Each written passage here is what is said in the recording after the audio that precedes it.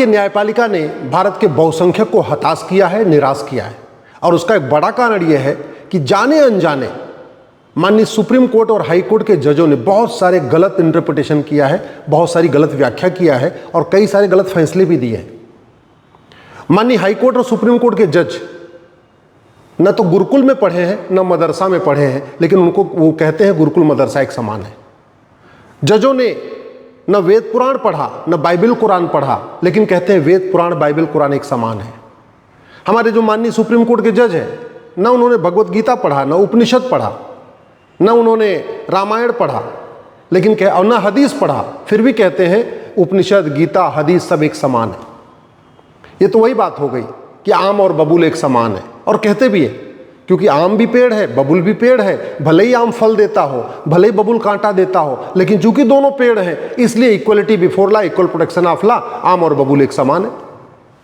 लोमड़ी हो और भेड़िया हो या हिरण हो, दोनों का स्वभाव अलग अलग है, लेकिन हमारे हाईकोर्ट सुप्रीम कोर्ट के जज कहते हैं लोमड़ी भेड़िया हिरण सारे के सारे चूंकि एनिमल हैं, सारे के सारे जानवर हैं, इसलिए equality before law, equal protection of law, सब एक समान है। ये सबसे बड़ी दिक्कत आ रही है। हमारे हाई कोर्ट सुप्रीम कोर्ट के माननीय जज न उन्होंने धर्म को समझा, न उन्होंने मजहब को समझा, न उन्होंने मनुस्मृति में जो धर्म की व्याख्या है, हमारे उपनिषदों में धर्म की व्याख्या है, उसको कभी पढ़ा ही नहीं। लेकिन वो धर्म को रिलीजन कहते हैं, रिलीजन को धर्म कहते हैं, धर्म को मजहब मानते हैं, मजहब को धर्म मानते हैं। और ये गलती हाई कोर्ट के जज भी करते हैं, सुप्रीम कोर्ट के जज भी करते हैं, सांसद, विधायक, मंत्री, मुख्यमंत्री, शिक्षा मंत्री, सब लोग ये गड़बड़ी कर रहे हैं। चूंकि नेताओं की इमेज तो पहले खराब हो गई थी, लेकिन धीरे धीरे ग्रेजुअली हाई कोर्ट और सुप्रीम कोर्ट के फैसलों से भी देश का बहुसंख्यक हताश है, निराश है। और उसका एक बड़ा कारण यही है, भारत में 5 लाख बहन बेटियां साल में गायब हो रही हैं। हर साल 5 लाख बहन बेटियां गायब हो रही हैं। सुप्रीम कोर्ट बहुत सारे मामलों में सुओ मोटो कॉग्निजेंस लेता है, लेकिन आज तक कभी सुप्रीम कोर्ट ने कॉग्निजेंस ले लिया कि भई ये 5 लाख बहन बेटियां गायब हो रही हैं, इनको कैसे रोका जाए, क्या कारण है, क्या रूट काज है, क्या परमानेंट सोल्यूशन है। चीन में ऐसा नहीं होता, सिंगापुर में ऐसा नहीं होता, अमेरिका में ऐसा नहीं होता, जापान में ऐसा नहीं होता, भारत में क्यों हो रहा है। चलो सरकारें तो वोट और नोट के चक्कर में सुबह से शाम लगी रहती हैं, सांसद, विधायक, मंत्री सुबह से लेकर शाम वोट और नोट के चक्कर में लगे रहते हैं, लेकिन सुप्रीम कोर्ट और हाई कोर्ट के जजों को तो चुनाव लड़ना नहीं, उनको तो वोट और नोट के चक्कर में पड़ना नहीं चाहिए। तो अगर कहीं से रिपोर्ट आ रही है कि साल में 5 लाख बहन बेटियां गायब हो रही हैं, तो ये तो हाई कोर्ट सुप्रीम कोर्ट के जजों का कर्तव्य है कि इसके ऊपर कॉग्निजेंस लें, सुओ मोटो लें, एक PIL रजिस्टर करें, सरकार से पूछें, सभी राज्य सरकारों से पूछें, केंद्र सरकार से पूछें कि भैया ये 5 लाख बहन बेटियां गायब हो रही हैं, क्यों गायब हो रही हैं, जो गायब कर रहे हैं उनको कितनी सजा मिल रही है, क्या उनको साल भर के अंदर न्याय मिल रहा है कि नहीं मिल रहा है, क्या जो किडनैपर है उनको साल भर के अंदर सजा हो रही है कि नहीं हो रही है। ये कभी सुप्रीम कोर्ट, हाई कोर्ट के लिए कभी प्रायोरिटी नहीं रहा। इसीलिए भारत का बहुसंख्यक समाज हाई कोर्ट, सुप्रीम कोर्ट से हताश है, निराश है, दुखी है। प्रतिदिन 1500 परिवारों का धर्मांतरण हो रहा है, और धर्मांतरण राष्ट्रीय समस्या है, किसी एक राज्य की समस्या नहीं है, पूरे देश की समस्या है। कायदे से इसमें पार्लियामेंट में कानून होना चाहिए। और BNS में फ्रीडम एक चैप्टर भी है, ऑफेंस रिलेटिंग टू रिलीजन, मतलब किसी की धार्मिक भावना आहत कर दीजिए तो ऑफेंस रिलेटिंग टू रिलीजन है, और किसी को कन्वर्ट कर दीजिए तो ऑफेंस रिलेटिंग टू कन्वर्जन नहीं है। समस्या पूरे देश की है तो समाधान राष्ट्रीय स्तर पे होना चाहिए। समस्या पूरे देश में है तो कानून पार्लियामेंट में बनना चाहिए। बहुत सारे विषयों पे सुप्रीम कोर्ट कहता रहता है, हाँ भाई इस विषय पे कानून कब बनेगा, इस विषय पे कानून कब बनेगा। आज तक सुप्रीम कोर्ट ने कभी नहीं कहा सरकार से, केंद्र सरकार से कि ये बताइए, जब धर्मांतरण पूरे देश की समस्या है, 1500 परिवार पर डे कन्वर्ट हो रहे हैं, एक परिवार में 7 आदमी मान के चलिए तो पर डे 10,000 हिंदुओं का धर्मांतरण हो रहा है धोखे से, लालच दे के, तो इसके ऊपर सरकार को कुछ करना चाहिए। कभी नहीं कहा। क्यों? क्योंकि कहते नहीं प्राण जाए पर इमेज न जाए। अपनी इमेज की चिंता है, अपनी सेकुलर इमेज बनी रहे। कड़वा सच बोलने में भी दिक्कत आ रही है। इसीलिए आम जनता हाई कोर्ट, सुप्रीम कोर्ट के माननीय जजों से हताश है, निराश है। और जब जजों से हताश निराश होती है तो स्वाभाविक सी बात है पूरे सिस्टम से हताश निराश हो जाती है। भारत में 5 करोड़ घुसपैठी आके बैठे हुए, 5 करोड़ लगभग 2016 में पार्लियामेंट में उस समय के गृह राज्य मंत्री किरण रिजिजू ने कहा था 2 करोड़ है, संख्या उनकी 5 करोड़ हो चुकी है।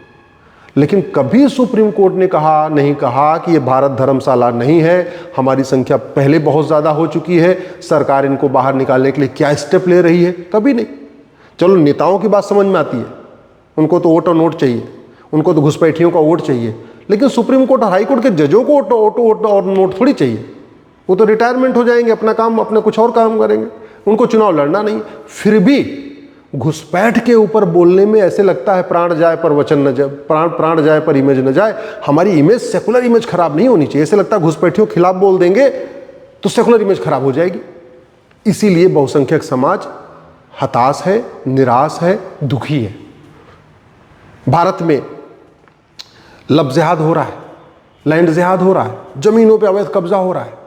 और जमीनों पे अवैध जो कब्जा हो रहा है, जब कुछ राज्य सरकारें उस अवैध कब्जे को हटाने की कोशिश करती हैं, बुलडोजर चलाने की कोशिश करती हैं, तो बीच में सुप्रीम कोर्ट का आके खड़ा हो जाता है। उसको हर जगह ह्यूमन राइट की चिंता हो जाती है। अरे मानवाधिकार मानव का होता है, दानव का नहीं। मानवाधिकार सही लोगों का होता है, गलत लोगों का थोड़ी।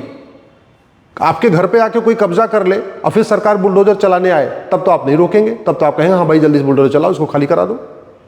अगर मान लीजिए किसी हाई कोर्ट, किसी सुप्रीम कोर्ट के जगह खेत पे लोग घुसपैठिया के कब्जा कर ले, वहां झुग्गी बना ले, तो क्या फिर सुप्रीम कोर्ट और हाई कोर्ट के जज ये बात कहेंगे कि नहीं बुलडोजर नहीं चलना चाहिए?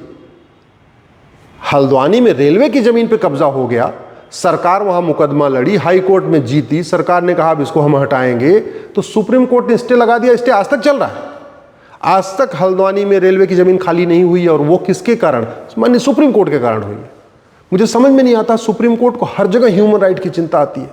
माओवादियों की ह्यूमन राइट, नक्सलियों की ह्यूमन राइट, जो जमीन पर अतिक्रमण कर रहे हैं उनका ह्यूमन राइट, आतंकवादियों का ह्यूमन राइट, कन्वर्जन करने वालों का ह्यूमन राइट, सबके ह्यूमन राइट की चिंता है। भारत में जो ईमानदार लोग हैं, जो ठीक से रहना चाहते हैं, जो भारत को सुरक्षित देखना चाहते हैं, उनके ह्यूमन राइट की चिंता नहीं है।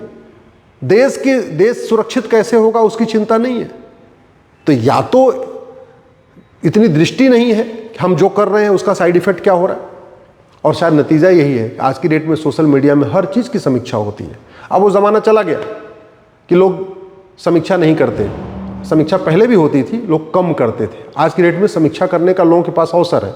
फेसबुक है, ट्विटर है, इंस्टाग्राम है, व्हाट्सअप है, सब पे है। जिसको जो उचित लगता है वो लिखता है, और अगर बात सही होती है तो एकदम आग की तरीके फैल जाती है। इतनी तेज़ी के साथ समीक्षा हो रही है। इसलिए मैं माननीय सुप्रीम कोर्ट, हाई कोर्ट के जजों से कहता हूँ कि आप जो कुछ कर रहे हैं उस पर इस बात का ध्यान रखिए कि आपके ऑर्डर का, आपके जजमेंट का, उसका रेमिफिकेशन क्या हो रहा है। भारत की डेमोग्राफी पर डे बदल रही है, और बहुत तेजी के साथ बदल रही है।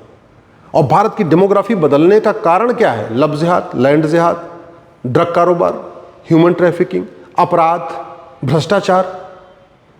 घुसपैठ का मूल कारण क्या है? भ्रष्टाचार। घुसपैठी आते हैं 2000 दे के, अंदर आते हैं 2000 में आधार, 2000 में राशन कार्ड, 2000 में ड्राइविंग लाइसेंस, 2000 में birth certificate, 2000 voter ID. Bharat में सबसे आसान काम है आधार बनवाना।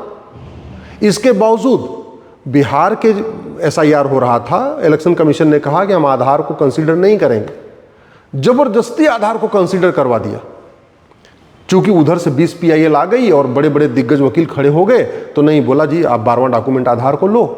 जबकि आधार पे खुद ही लिखा हुआ है कि आधार न तो जन्म का प्रमाण पत्र है, आधार न तो आइडेंटिटी प्रूफ है, आधार सिंपल आइडेंटिटी प्रूफ है, आधार न तो बर्थ प्रूफ है, आधार न तो रेजिडेंस प्रूफ है, आधार न तो सिटीजनशिप का प्रूफ है। ये आधार पे खुद ही लिखा हुआ। लेकिन चूंकि सामने से इकोसिस्टम आ गया, 20 लोग आ गए PIL करके, उसमें बड़े बड़े दिग्गज वकील आ गए, भूतपूर्व कानून मंत्री, शिक्षा मंत्री, इस टाइप के लोग आ गए, सांसद जी, कई सांसद आ गए, तो भैया ठीक है एक काम करो, 11 डॉक्यूमेंट तो ठीक है, 12वां इस आधार को भी ले लो। और उस 12वां आधार को को अलाउ करने के कारण बिहार में बड़ी मात्रा में घुसपैठियों ने अपना वोटर आईडी में नाम जुड़वा लिया। ये जो हो रहा है, माननीय सुप्रीम कोर्ट, मैं हाथ जोड़ के निवेदन कर रहा हूं, अपनी गलतफहमी दूर कर लीजिए कि भारत में जो सब कुछ ठीक चल रहा है वो इस संविधान के कारण चल रहा है। ये गलतफहमी दूर कर लीजिए। राजा हरि सिंह ने कभी सोचा नहीं था पंजाब के टुकड़े होंगे, पंजाब का टुकड़ा हुआ। राजा शशांक ने कभी सोचा नहीं था बंगाल के टुकड़े होंगे, बंगाल के 2 टुकड़े हुए, ईस्ट बंगाल, वेस्ट बंगाल। पंजाब के 2 टुकड़े हुए, ईस्ट पंजाब, वेस्ट पंजाब। राजा हरि सिंह ने कभी नहीं सोचा था कश्मीर में नरसंहार होगा, कश्मीर के 2 टुकड़े होंगे, कश्मीर को 2 टुकड़े हुए। कभी लाल बाल पाल ने नहीं सोचा होगा, भगत सिंह, सुखदेव, राजगुरु ने कभी नहीं सोचा होगा कि भारत के 2 टुकड़े होंगे, लेकिन भारत के 2 टुकड़े हुए। और आज की डेट में भारत में 9 राज्यों की डेमोग्राफी बदल चुकी है। 800 जिलों में से 200 जिलों की डेमोग्राफी बदल चुकी है। 6000 तहसीलों में से 1500 तहसीलों की डेमोग्राफी बदल चुकी है। शायद इस बात को हमारे माननीय सुप्रीम कोर्ट के जज, हाई कोर्ट के जज या तो समझ नहीं रहे या तो जानते नहीं हैं, और जानते हैं तो उनको इसका इफेक्ट समझ में नहीं आ रहा कि 15 से 20 साल के बाद क्या होगा। जो नहीं सोचा था वो हुआ, जो राजा शशांक ने नहीं सोचा था वो हुआ, बंगाल के टुकड़े हुए। जो गांधी जी ने नहीं सोचा, वीर सावरकर जी ने नहीं सोचा, नेताजी सुभाष चंद्र बोस ने नहीं सोचा, भगत सिंह, सुखदेव, राजगुरु ने नहीं सोचा, वो भी हुआ। भारत के 2 टुकड़े हुए। राजा रणजीत सिंह ने नहीं सोचा, फिर भी पंजाब के 2 टुकड़े हुए। राजा हरि सिंह ने नहीं सोचा, फिर भी कश्मीर के 2 टुकड़े हुए। पंडित नंदराम टिक्कू ने नहीं सोचा था, फिर भी अफगानिस्तान से हिंदू खत्म हुए, जैन खत्म हुए, बौद्ध खत्म हुए, सिख खत्म हुए। ये बात हमारे हाई कोर्ट, सुप्रीम कोर्ट के जज क्यों नहीं समझ रहे हैं? क्यों अभी भी इस गलतफहमी में है कि वेद, पुराण, बाइबल, कुरान एक समान होता है? क्यों अभी भी इस गलतफहमी में है कि गुरुकुल मदरसा एक समान है? क्यों अभी भी इस गलतफहमी में है कि धर्म और रिलीजन एक समान होता है? क्यों इस गलतफहमी में है कि सारे मजहब नहीं सिखाता आपस में बैर रखना? ये गलतफहमी पता नहीं कब तक रखेंगे, और शायद इसी गलतफहमी का नतीजा है उनके जो फैसले होते हैं उसका दुष्परिणाम समाज के ऊपर पड़ता है। और इसीलिए बहुसंख्यक समाज हताश है, निराश है, दुखी है और गुस्से में है।